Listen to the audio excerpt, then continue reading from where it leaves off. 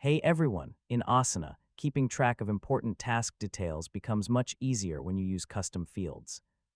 In this tutorial, I'll show you how to create custom fields in Asana, customize them for your workflow, and use them to organize project information more effectively. So yeah, let's get started. First, open Asana and sign in to your account. Then choose the project where you want to add custom fields.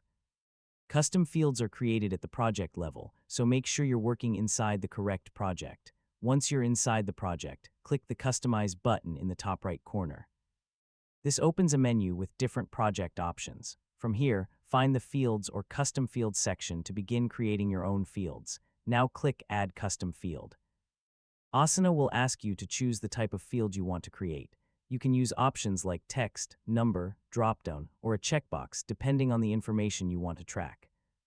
Next, give your custom field a clear name. For example, you could create fields for priority, project stage, budget, department, or approval status. If you choose a drop-down field, add the different options that users can select. After configuring your field, save it and add it to your project. You'll now see the new field appear as a column in your task list. Team members can update the information directly while managing tasks. To use your custom field, open any task and update the field value. For example, you can mark a task as high priority, choose a project stage, or add a tracking number. This makes it easier to sort, filter, and understand your tasks. If you need to make changes later, return to the custom field settings.